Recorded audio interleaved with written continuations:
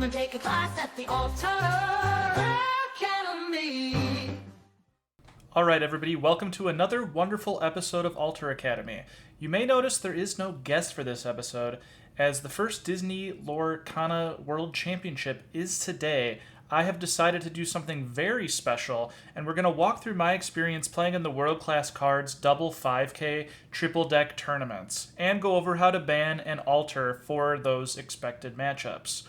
I just had one of the most amazing weekends testing in person with my World Class Cards teammates in Florida, and even got to go to the Disney parks to take a break and decompress and reset for one day. And it was truly a wonderful experience, and I learned a ton about Disney Lorcana and how to play certain matchups. I got to play with DKP, Frank Carson, Kurt Spice, and a bunch of other really great players on World Class Cards, but those are the ones that are going for Worlds and hopefully can take out a W this weekend. All right, so getting into the actual triple deck tournament at the World Class Cards 5Ks, I decided that my lineup was going to be Emerald Amber Discard, Amethyst Steel Rabbit Genie Control, and Ruby Sapphire DKP. And the reason I chose these three particular decks is they're very strong on the draw decks that can win against most matchups, and they're all very strong into Ruby decks, which our guess is that a lot of people are going to be playing Ruby Sapphire or Ruby Amethyst in about, I'd guess, 90% of the lineups. And so when you can target a deck and then make your decks more powerful when you're banning a certain color, you can really, really target a deck and make some disadvantages situations into advantages. And so I really like the discard lineup because discard is going to get banned a lot, and you're going to get your steel deck up, which hurts a lot of people because if you also run into a lineup with hyper aggro, they have to ban steel no matter what, because steel is just going to get basically a free win versus hyper aggro unless you brick and they have a lightning start. And so I like that aspect. And what I did see in the experience was my Amber Emerald discard deck got banned in over half of the matches, and the Amethyst Steel was the deck that did not get banned, that did not get banned when I was playing against triple aggro lineups or lineups that had at least one hyper aggro lineup or hyper aggro deck in it. And so this deck also, the discard, can win against hyper aggro. Albeit it does need some things to go right with Under the Sea, in early Under the Sea. So you're really looking to shift Diablo, play an Aerial, and then Under the Sea, and then you win the game pretty easily from there. But that doesn't always happen, but it is possible to beat Hyper Aggro with that deck. So you're not too sad about losing the Amethyst Steel and having to play Ruby Sapphire Shark and this discard deck into aggro. So going over what my actual card choices were, PandemoniumHeart was basically, if you go watch our old Altar Academy episode, it's pretty close to his list there, I believe, except for the addition of Chip, the Quick Thinker.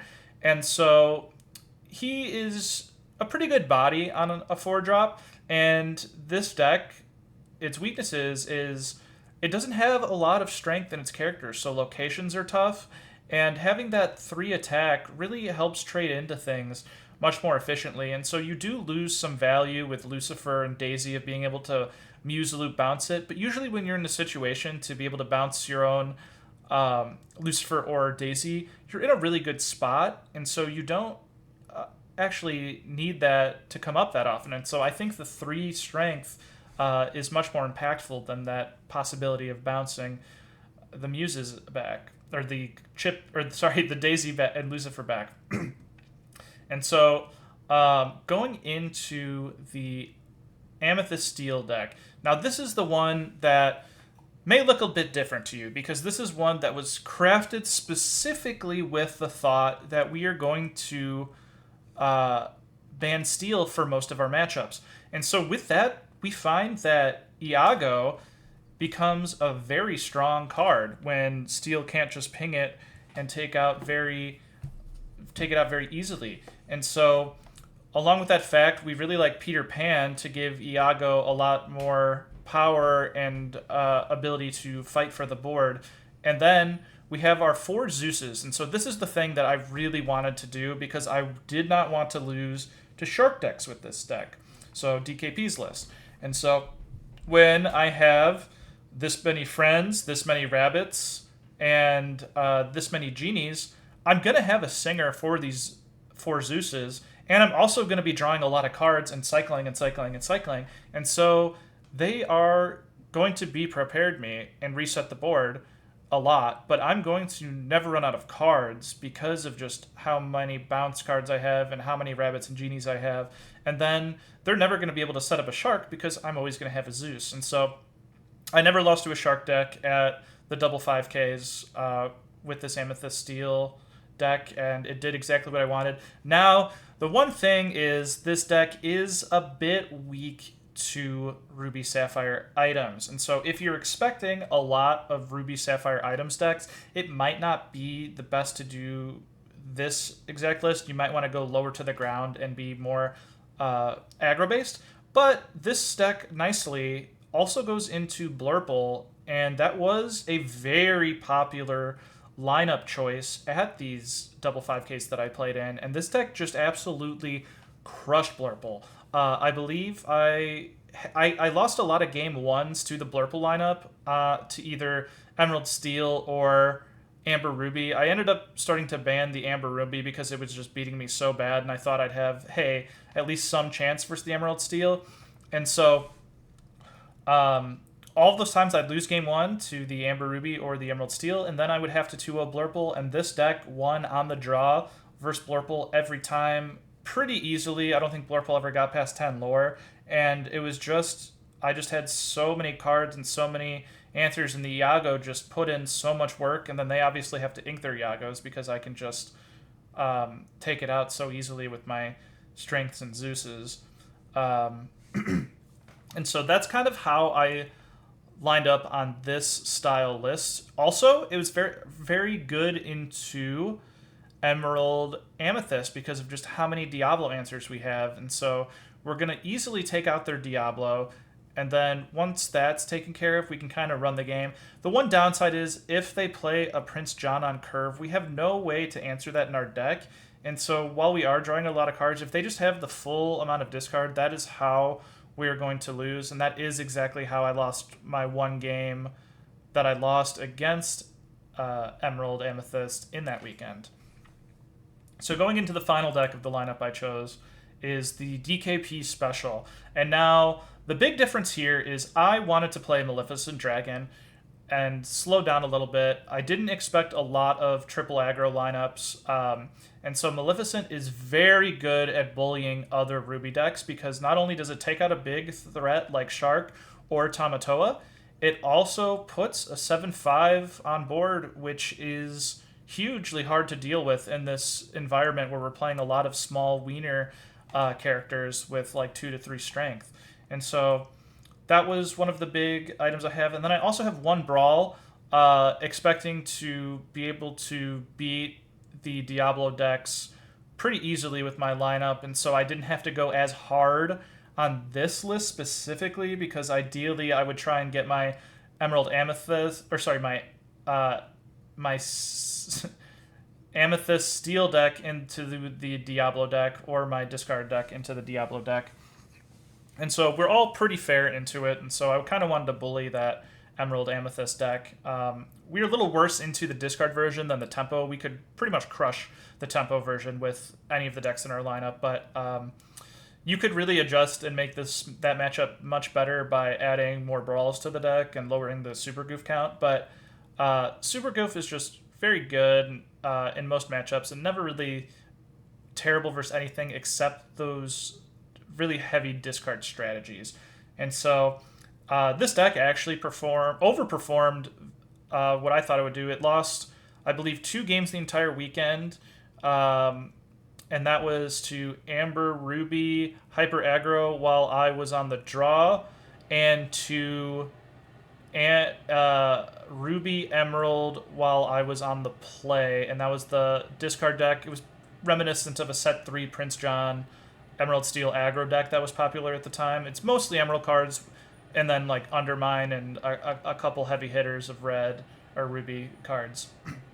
And so that's the lineup that I chose specifically to bully those Ruby decks, specifically Shark. We're a little worse into items because of our Amethyst Steel deck, but our other two decks are very strong versus items. And I really like this deck into items. Last set, I felt that this Shark matchup wasn't great into items, but on paper at least. But then in practice, I just kept winning and winning and winning, especially on the play.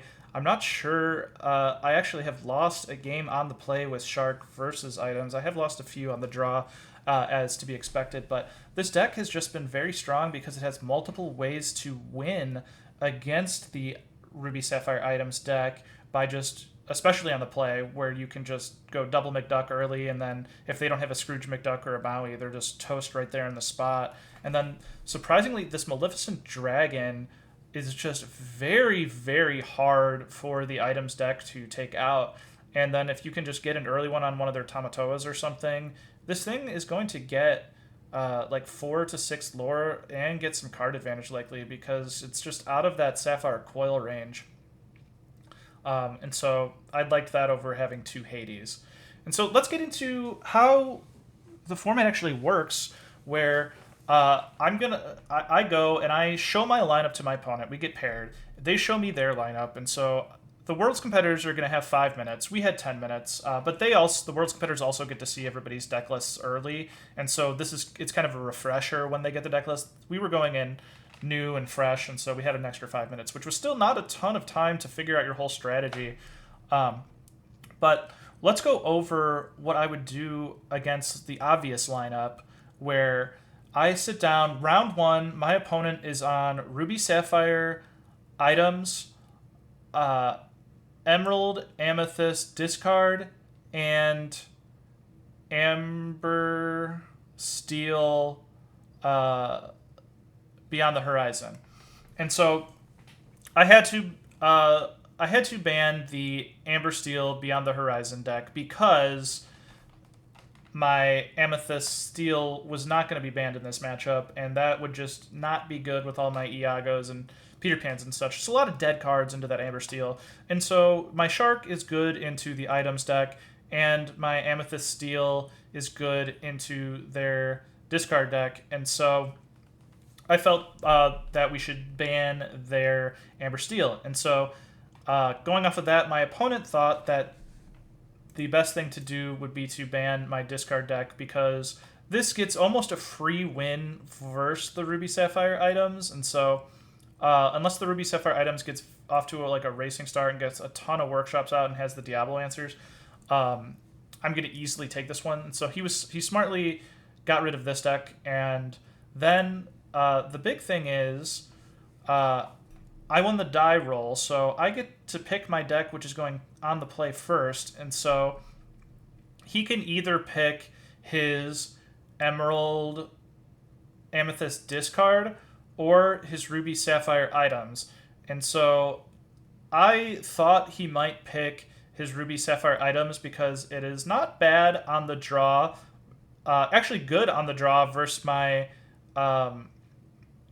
Amethyst Steel deck, but it is not great on the draw versus my Shark deck. And so I figured I should try and get the win with my Shark deck here, because the Shark isn't as good into the Amethyst Emerald discard as this Amethyst Steel deck is. And so with that, we went into taking the Shark deck on the play versus the Ruby Sapphire Items. And so let's get into some alters in that.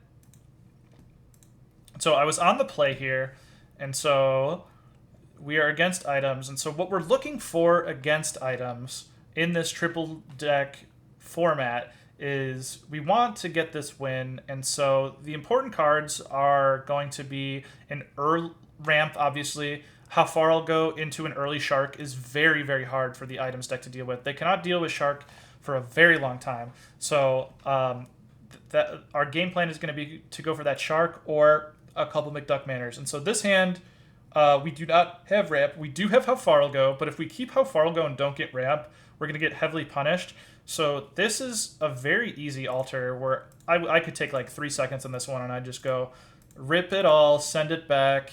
Let's see what we get. And so we do get the double McDuck Manor, but unfortunately we missed ramp.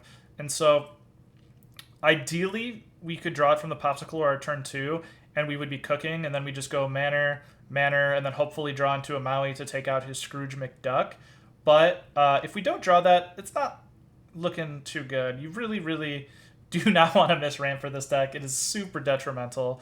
And so this game is going to be won or lost in the first couple turns here, depending on if they have Scrooge and Maui and if we can get that turn 2 ramp. But very winnable.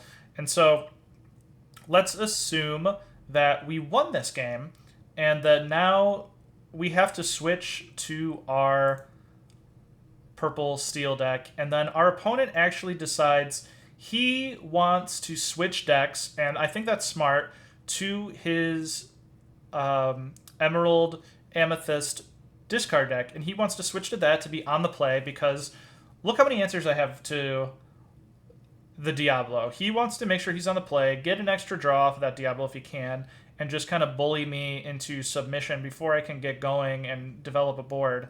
And so let's do an altar versus the discard deck. And so what we're looking for is going to be Diablo answers that they cannot discard. So we're going to get rid of that strength right away. These two are too slow for what we want to do. Everything actually here is too slow. Crab is not really what we're looking for. Double 1-drops is very good, so we do want to keep that Diablo. And so we're having an interesting time where we get very easy altars where we're getting all of our high costs we want to send back. So I ruined that one. So but that was a fast one anyway. I accidentally double clicked. So let's go ahead and start the altar again since we did not see what we got because I'm bad at clicking a mouse. But we have triple 1-drops. We have Iago. Iago's good in this matchup. It might be a little too slow, and we really want to get Peter Pan. So I think we're just going to get rid of these 4 cards, keep our triple 1-drop. We are on the draw, and if he does shift Diablo, we need to consider that, and that would make these 1-drops really bad. But if he doesn't, these 1-drops are really good, and it's still like a 30% chance. So we're happy with having the triple 1-drop, so we're going to go ahead and take that risk and get more 1-drops. We got the Iago back.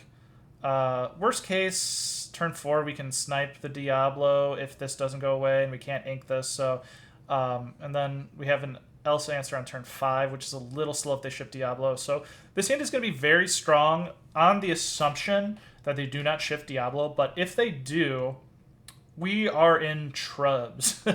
So I think this is a matchup where if they miss the shift Diablo line, we're going to feel very favored, but we will lose the game if they shifted Diablo. So let's assume they shifted the Diablo.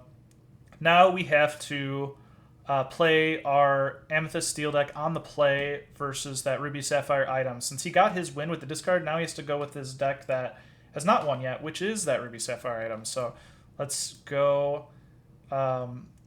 And so what we want to do is be very aggressive, get our lore fast before he can big Sisu us, because that's about when if we're not in the like 14 lore range when he big Sisus, we're kind of out of that window to win unless we have something that survives the Sisu and then can strength or Zeus the Sisu down and just keep going. And so the triple 1-drop is going to be very good. We are going to need to keep the Smee as well. The biggest thing that they can have to stop us is going to be Bell. Bell is a nuisance, and so it's more likely that they have it since they will be on the draw. And so in case that they do that, we might want to keep Smee, but we do have Strength of a Raging Fire, which could change our decision, and so we might alter more aggressively and keep that Strength to try and get a 3-drop to play, and then while we lose a little early lore, we can then strength it on turn 4 and then just free quest with our boys. And so that's a consideration. And I think we also have 4 Zeuses though, so I think I'm fine just sending and being safer and just keeping the Smee in case they have the Bell, and let them trade the Bell into the Smee after we get 2 lore on turn 3. And so let's do that. And we actually do hit our Pete, which would have been pretty solid into strength, in the strength, but we still can draw it. And so I really like this hand. We likely are going to ink our Snake or our Crab, play one of the 1-drops down, likely Chernabog, because he's harder to get the draws off later as he needs to survive a full turn. Where we can, if we really want the draw, can use the Brooms, and then next turn we play 2 Brooms. And if they don't have the Bell, we'll take this round 1 pretty easily. Okay, so that's kind of how the tournament style is going to work. Let's go ahead and go into another matchup I had at the 555K weekend where my opponent was on Amber Ruby Hyper Aggro, Blurple, and Emerald Steel Discard. And so on day 1 of the tournament, I decided to ban his Emerald Steel, obviously because it's very strong versus my Amethyst Steel, and it's just a really good deck. But I altered 0 while on the draw versus his Amber Ruby Hyper Aggro, and I still lost on turn 6. And so he won the die roll, and giving a Hyper Aggro a free win I thought was worse than just taking a chance into Emerald Steel Discard. And so on day 1, while I banned that Emerald Steel, day 2 I actually decided to ban the Amber Ruby Hyper Aggro, and that was purely on him winning the die roll. And so if I had won the die roll, I would have banned Emerald Steel and let him try and get that win with Amber Ruby. If he wanted to use it on the play, like, he would have to, but that would mean his Blurple is going to have to win on the draw, and I really like my chances versus that on both of my decks of being on the play versus Blurple. And so we could just bully that Blurple deck. And so we lose the die roll in the second time we played this guy in day 2. And I decide to ban his Amber Ruby, and he decides to actually ban my Amethyst Steel deck. And so he switched it up too, because in day 1 he banned my discard deck. And now that actually worked out very, very well, because this deck was not going to be wonderful into his discard deck, and my discard is okay versus Emerald Steel Discard, like, especially if we can get going, and I really like my chances with Shark versus that deck. And so both of those are better matchups, I'd say, than against Hyper Aggro on the draw against Amber Ruby. So we started off with the mind game, and we picked well, because he thought I was just going to ban the same thing, and he'd get a 1-up on me by having his Blurple have kind of some better matchups there. But we kind of had a good pick there. And so he decides to go game 1 with Emerald Steel, and I decide to pick the discard deck, because the discard deck is much better on the draw against Blurple and the Emerald Steel discard than Shark is versus both of them. I really don't like Shark on the draw versus Blurple. It's a very big play draw disparity, I'd say, where I feel very favored on the play and I don't feel favored at all on the draw. And so we decided to just play our discard deck, and let's do some simulations on that. And so what we're going to want to do is get that early Prince John out, set up a 2-drop Quester. The Diablo is really, really, really nice in this matchup, but we're on the draw, so it's a little worse. But we're not going to hard alter for it. We have some good tools. I really like the bare necessities in this matchup to stop his big plays. We're going to have a Prince John out, so I think I'm fine sending a Prince John away, a Cricky away, painting the roses red, and the big question is, do we want to keep a bare necessities to get a big tool out, or do we want to get some more things to pressure the board? Because right now our hand is very strong, but if they shift Diablo, we are in trubs again. This is kind of the story of this format, to be honest, and how our altars are going. But our Ursula will at least slow them down a little bit, though they do get to shift it before we can snipe it from their hand. And so it's tough, but I think we're going to need better tools than this, especially with us Ursulaing, and we have a sudden chill for the Prince John turn. So let's go ahead, alter 4, see what we get. Kita's not really what we want, but Sir Hiss is decent to kind of stop the early Diablo. If they play it on 1, we'd likely have to play our Sir Hiss on 2. And then we can save our Ursula for later. So we're likely going to be inking a Kita, passing, then inking probably another Kita, playing a Sir Hiss depending on if they Diablo'd on 1, or playing an Ursula and just sniping a littler hand. Then we can set up John, sing the chill with either of them, and just go to town. So this game could go either way. Let's say we lost, since I did lose in the tournament with it, and so that puts me on... I have to beat Blurple 2-0 now, and one of the decks has to be on the draw. So what deck is better against Blurple on the draw? And I'd say it's this deck, this discard deck. And so I'm actually going to switch to my DKP style deck against Blurple. And so let's do an alter versus the Blurple. Okay, so versus Blurple, we want to get Shark out really fast before they can get to the Hades turn. And so we miss ramp again, so unfortunately... this is going to be a really easy alter. We can't keep... we'd love to have ramp and keep that How Far I'll Go and Shark and play the turn 4 Shark and just steal the game away before it can even begin. But alas, we do not have ramp, and we cannot be greedy, because if we don't have ramp in this matchup, it's not good. So let's alter. Let's see what we get.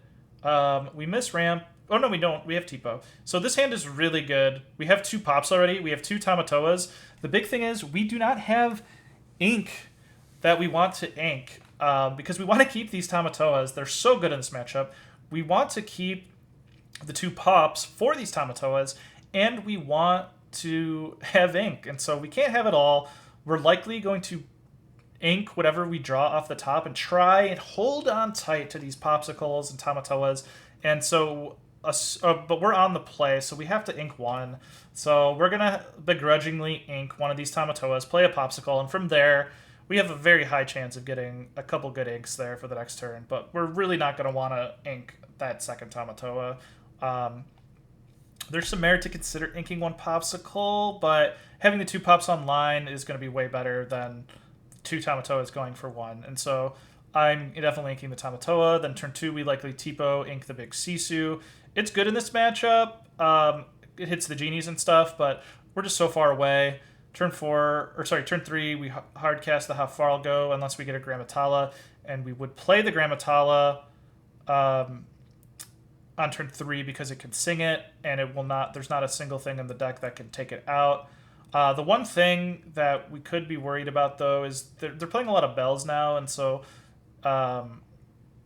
if they go Genie when we Gramma, they could hit with Genie and Bell, but even then, that's not even too bad. So we don't even care about that. We'd actually like to see that because that wastes the turn. So we're going to be Gramming if we get that, singing How Far I'll Go.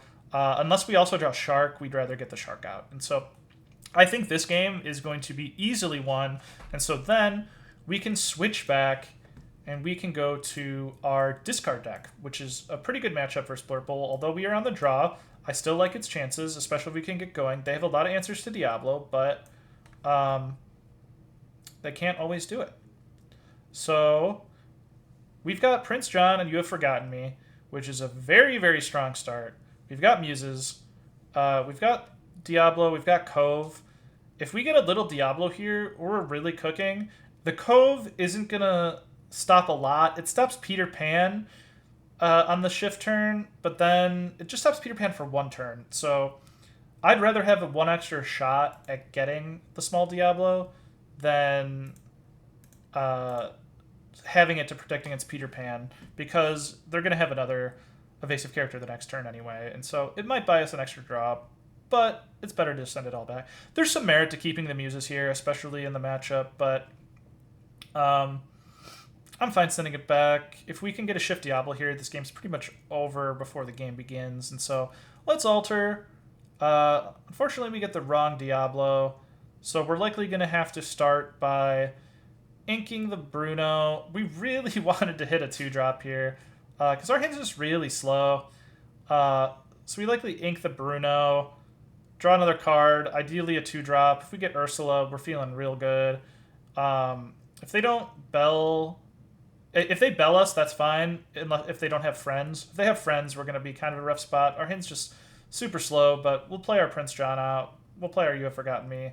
They'll have some stuff on the board, and then we can kind of start cooking from there. And so this game's going to go either way, depending on how our draws go in the next couple turns. If we get a 2-drop, I think this game's pretty much over. Or if we draw 1-cost Diablo, I think we're in really good shape as well. And so I think this matchup could go either way, kind of a coin flippy with the hand, but we'll say we won, and we are now 2-0 in the first 2 rounds of the Triple Deck tournament, and off to a wonderful start. And so hopefully this can give you a idea of what to expect in a Triple Deck tournament, as this was kind of my line of thinking and the deck choices I made and what to do between those rounds and how to alter and when I want to switch decks. And so this is what we're going to be seeing at the Worlds tournament, which is going to be airing today. We've timed this up to launch at a similar time.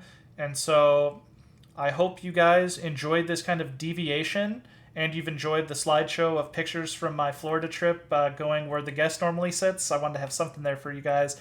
And so let's hope that one of the World Class Cards members can win Worlds and take it home and show that having that boot camp and practice for a week with live practice and the Disney World trip, that it was all worth it, and we can take home that trophy. So I hope you guys enjoyed this special episode of Alter Academy, and I hope you guys enjoy the first Disney Lorcana Worlds, and I hope this helped you enjoy the format just a little bit more and help you understand some lines of thinking. So until next week, where we can go back to our normal time, this has been Alter Academy. Thank you, everyone.